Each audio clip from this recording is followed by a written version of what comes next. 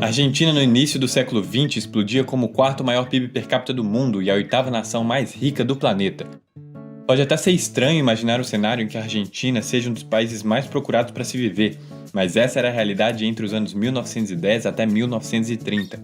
Só para você ter uma ideia, quando o europeu decidia deixar o seu país de origem buscando melhores condições de vida, o grande dilema girava em torno de qual país escolher, os Estados Unidos ou a Argentina.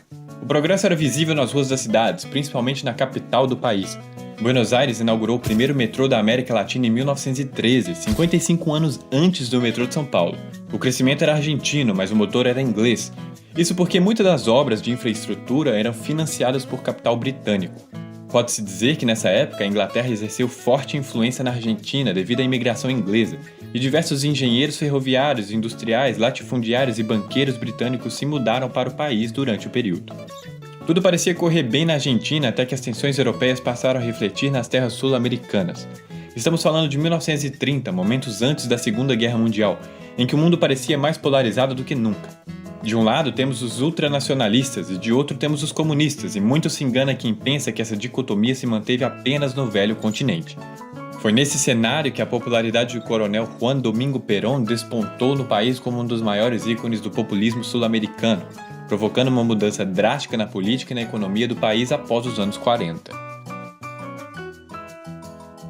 Seja muito bem-vindo, você está no canal Panorama e hoje vamos abordar o que foi o peronismo.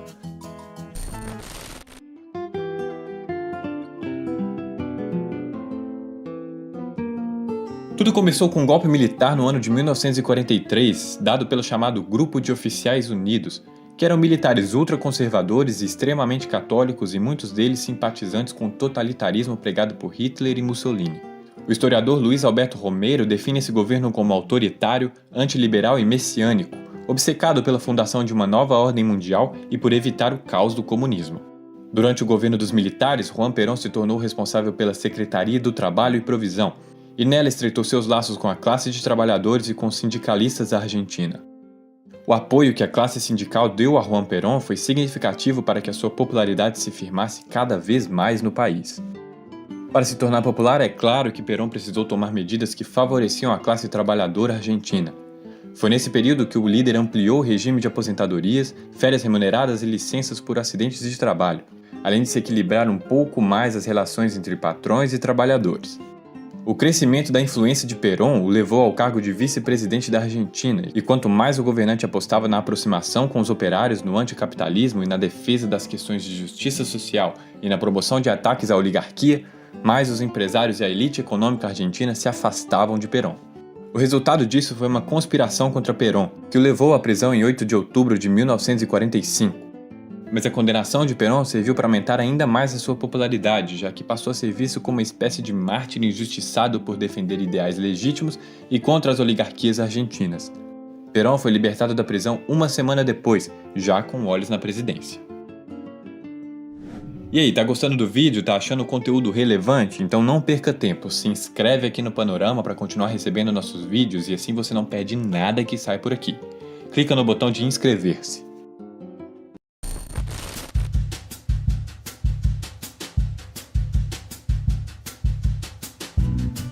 O projeto de Perón baseava-se em um discurso voltado para os trabalhadores, que era anticapitalista e defendia a promoção da justiça social.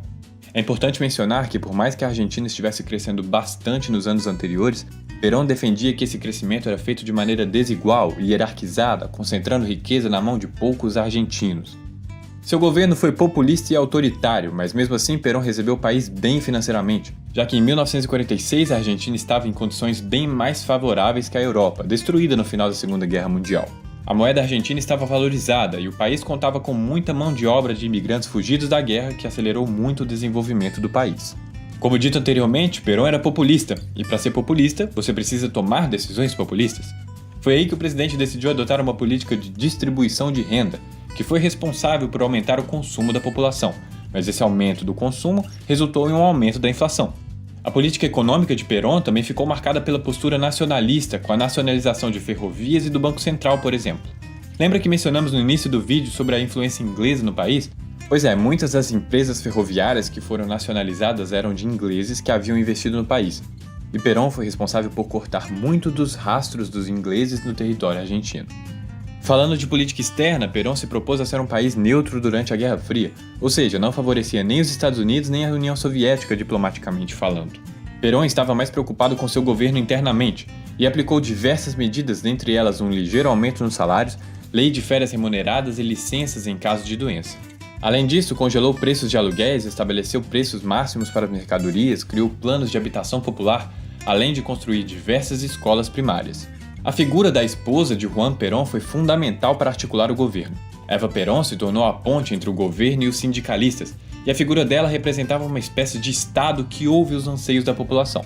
Era como se Eva fosse uma intermediária, uma espécie de intercessora que levava os problemas do povo para Juan Perón, que por sua vez tomava as medidas cabíveis. O período ficou marcado pelo governo do casal em simultâneo. Na política, Perón tomou medidas para subordinar os poderes do legislativo ao executivo, ou seja, aos seus interesses.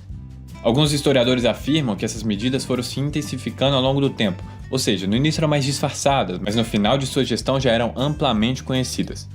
Perón tinha o apoio da Igreja e do Exército desde o início, quando chegou ao seu governo. Conquistou sindicatos de trabalhadores e, com essa receita pronta, passou a escancarar mais o seu desejo de eliminar opositores. Perón foi responsável pela criação do partido que leva seu próprio nome, o Partido Peronista, que hoje é o Partido Justicialista, do atual presidente Alberto Fernandes. Voltando ao Perón, uma das principais pautas do seu governo estava atrelada a ataques contra a oligarquia, mas durante o seu mandato nunca tomou ações para combater os privilégios da elite econômica argentina. O governo também organizava grandes manifestações públicas, principalmente em datas específicas e de importância, como forma de mostrar a força do regime. Mas na verdade, muitas dessas manifestações forçavam o comparecimento de pessoas.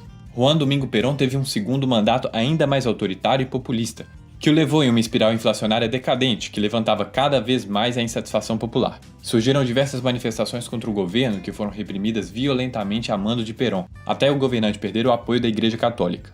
Sem o apoio da Igreja, a renúncia de Perón foi inevitável.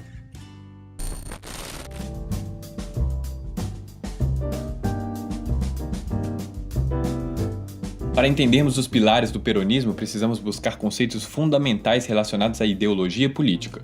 Os princípios a seguir foram retirados do discurso 20 Verdades Peronistas, pronunciado por Juan Perón em 1950. Nele podemos destacar alguns pontos, como por exemplo seu caráter populista, nacionalista,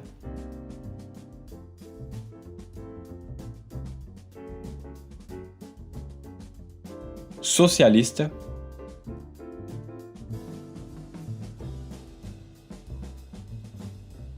e, de certa forma, contra a oposição.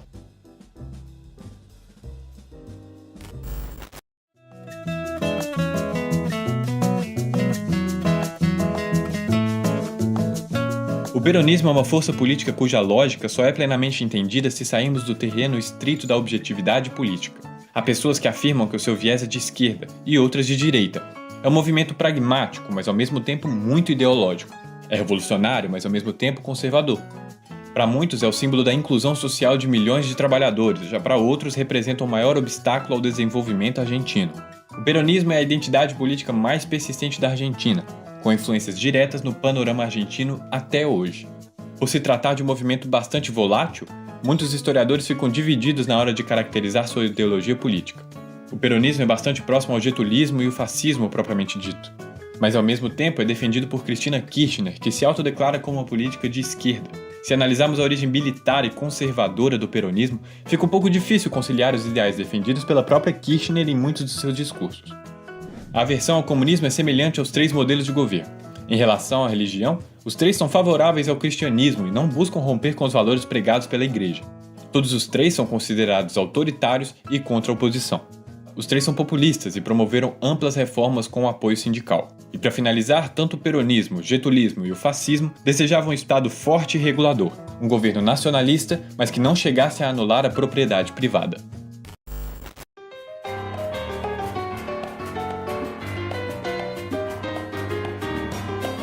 É inegável que o peronismo é um dos maiores, se não o maior movimento político da Argentina.